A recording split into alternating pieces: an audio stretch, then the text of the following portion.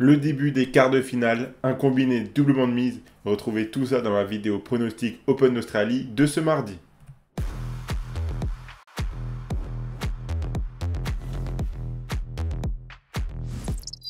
Salut à toute la team des joueurs, c'est Léo et aujourd'hui on se retrouve pour une nouvelle vidéo pronostic tennis sur les matchs des quarts de finale de cette nuit. Pensez à bien vous abonner à notre chaîne YouTube et activer la cloche si ce n'est pas encore fait pour rater aucune vidéo. Et retrouvez tous les matins notre vidéo Bet Flash où nous faisons un récap en 3 minutes de l'actualité liée aux paris sportifs et au jeu de tirage de la FDJ. Si vous voulez suivre mes pronostics tennis, vous pouvez le faire avec l'opérateur Unibet qui propose l'offre suivante. Donc Unibet vous offre 10 € de free bet gratuitement sans obligation de dépôt dès la création et la validation de votre compte. Pour en profiter, il vous suffit de vous inscrire via le lien qui est dans la description de la vidéo et rentrer le code promo RDJ Gold. Cette offre est cumulable avec le premier pari qui est remboursé en free bet s'il est perdant à hauteur de 100 € maximum. Je rappelle que les free bets sont des crédits de jeu non retirables que vous devez obligatoirement jouer. Attention, je le rappelle, les paris sportifs et les jeux d'argent sont interdits aux mineurs, doivent rester un plaisir et un loisir, donc misez uniquement en fonction de vos moyens et ce que vous pouvez vous permettre de perdre, c'est très important de le rappeler. Donc la deuxième semaine a commencé, les grosses affiches commencent à voir le jour. Dans cette nuit de lundi à mardi, on aura le début des quarts de finale avec 2 matchs ATP et 2 matchs WTA. Pour chaque match, je vais donner 2 pronostics et vous donnerai également un combiné doublement de mise à la fin de la vidéo. Donc on commence par l'ATP et on commence par le quart de finale entre Djokovic et Fritz. Donc on commence à avoir l'habitude d'assister à cette rencontre et le moins que l'on puisse dire, c'est qu'elles ne sont pas très divertissantes. 8 confrontations et 8 victoires pour le Serbe. 2 matchs ont eu lieu en Grand Chelem à l'Open d'Australie 2021 où Djokovic a gagné 3-7-2 et la confrontation la plus récente des deux à l'US Open l'année dernière où il avait gagné 3-7-0. Ce match à l'Open d'Australie 2021 est le seul sur les 8 confrontations où l'Américain a réussi à prendre au moins un set. Tyler Fritz n'y arrive vraiment pas contre Djokovic. Le Serbe est lancé dans le tournoi maintenant. Il sort d'un match très abouti contre Manarino. J'ai du mal à voir un résultat différent que celui de l'US Open il y a quelques mois. Pour moi, Djokovic est vraiment rentré dans la tête de Tyler Fritz et je ne vois pas l'Américain réussir à lui prendre un set, encore moins ici en Australie.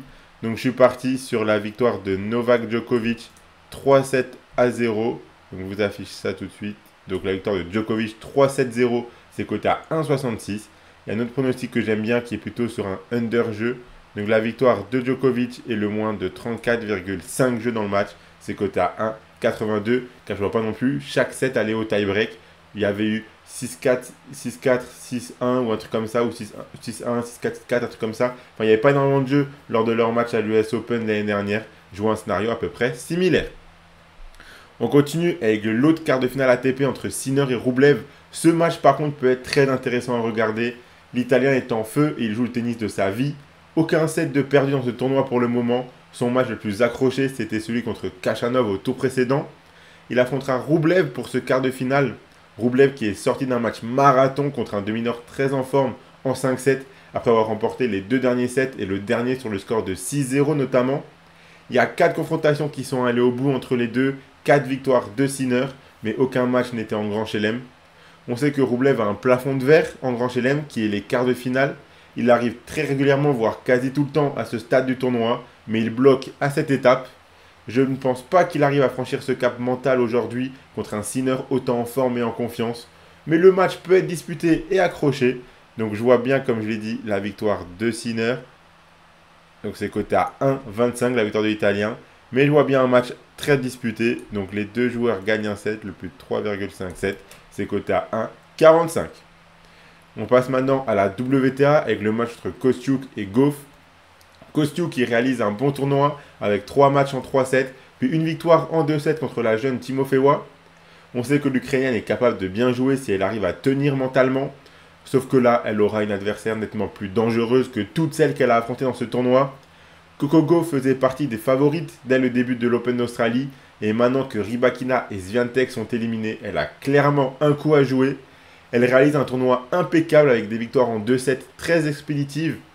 Je pense que Gauff peut faire parler son expérience en Grand Chelem que Kostiuk n'a pas pour le moment pour continuer sa route.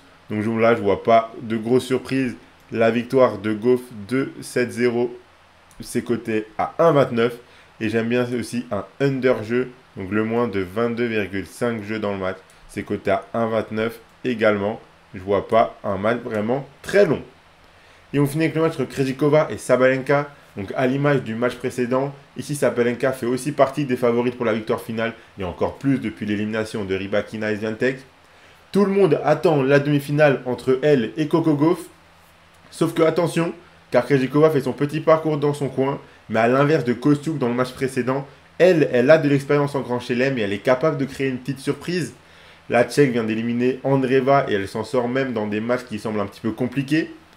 Sabalenka déroule dans tous ses matchs pour le moment, donc si elle garde ce niveau, elle sera très compliquée à sortir. Il y a 6 confrontations, 5-1 pour Sabalenka. Un seul match avait eu lieu en Grand Chelem, c'était à l'US Open 2021, en quart de finale, remporté facilement par Aryna Sabalenka. Je pense que Sabalenka a la confiance nécessaire en ce moment pour éviter le piège tchèque et se qualifier en demi-finale. Là encore, je ne vois pas forcément de grande surprise, même si pour moi, le match peut être plus dangereux que le précédent entre Gauff et Kostyuk. Là, je vois quand même un résultat assez logique. Donc, je suis parti également sur la victoire de Sabalenka 2-7-0, côté à 1,40. Et pareil sur le under jeu, le moins de 23,5 jeux, côté à 1,29. Là encore, je ne vois pas un match très long. Donc voilà pour mes 8 pronostics tennis sur les matchs de cette nuit. Donc le combiné doublement de mise que je vous propose, le voici. Donc j'ai choisi de garder la victoire 3-0 de Djokovic, la victoire de Sinner et le 2-0 de Coco Gauff. Ça fait un combiné à 2,68. Donc si vous misez vos 100 € d'Unibet dessus, si le combiné passe, vous remporterez 268 €. Et s'il ne passe pas, Unibet vous rembourse en freebet. Donc vous aurez 100 € de freebet pour continuer à jouer. En plus des 10 € de freebet offerts gratuitement sans même avoir besoin de faire un dépôt dès la création de votre compte. N'oubliez pas le code RDJGOLD pour en profiter. Donc abonnez-vous à la chaîne YouTube et activez la cloche si ce n'est pas encore fait pour rater aucune vidéo. Mettez un like et partagez-la à vos amis, ça fait toujours plaisir. Donnez-moi en commentaire vos pronostics à vous pour les matchs de cette nuit. Je rappelle que les paris sportifs et les jeux d'argent sont interdits aux mineurs, doivent rester un plaisir et un loisir, donc misez uniquement ce que vous pouvez vous permettre de perdre. Moi, je vous souhaite à toutes et à tous de très bons matchs. Bon courage à ceux qui auront la force de regarder les matchs. On arrive presque vers la fin, donc tenez bon. Si vous êtes fan de tennis, c'est quand même des matchs très intéressants à regarder. Et moi, je vous dis à la prochaine.